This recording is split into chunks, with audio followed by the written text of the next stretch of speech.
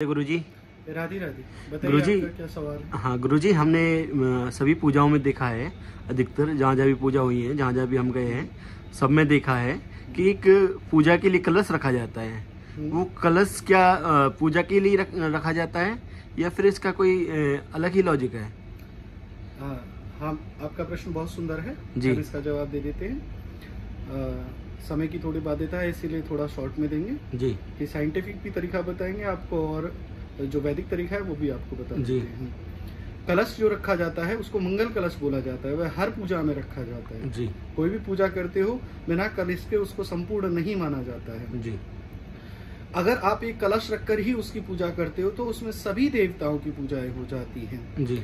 किस प्रकार से? जब हम कलश बनाते हैं तो कलश बनाते तो एक सुंदर सा लोटा लेते हैं, जी। फिर उसके ऊपर एक नारियल रखते हो, उसमें पत्र पुष्प इत्यादि लगाते हैं, फूल माला इत्यादि लगाते हैं, उसमें उसको सुंदर तरीके से सजाकर और फिर वहां पर एक जगह पर स्थापित करके उसको और फिर उसकी पूजा करते हैं।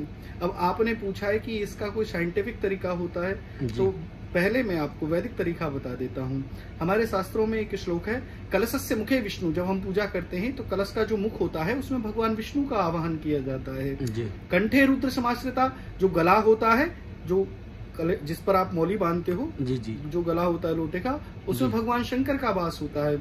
मूले तो स्थितो ब्रह्मा, यानी कि जो मूल भाग होता है नीचे वाला, उसमें ब्रह्मा जी का वास होता है, उसमें ब्रह्मा जी का आवाहन किया जाता है। मध्य मात्रणाश्मता, यानी कि जो बीच वाला हिस्सा होता है उसमें सभी मातृशक्ति का आवाहन किया जाता है, सभी माताओं को स्थापित किया जाता है।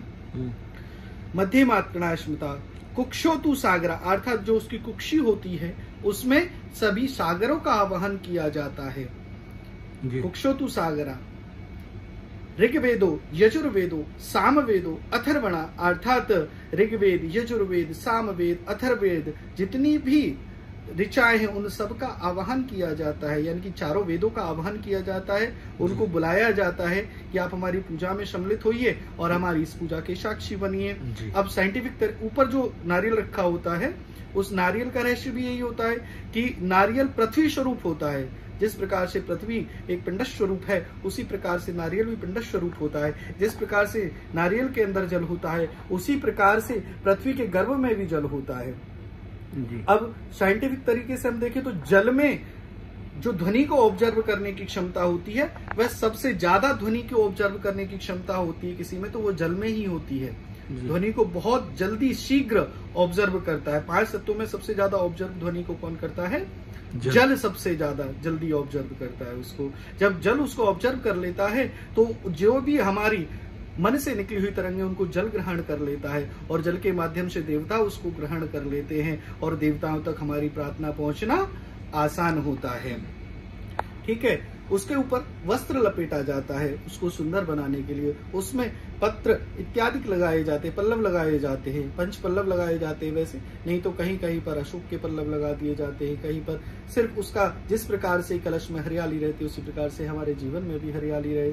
बस सिर्फ इसका कारण यही है कि ये ध्वनि को ऑब्जर्व करने की जो क्षमता होती है वह सिर्फ जल में सबसे अधिक होती है। आप गूगल करोगे आपको मिल जाएगा आसानी से। जी। और कोई सवाल है आपका? जी जी, बस राधे राधे गुरुजी। राधे।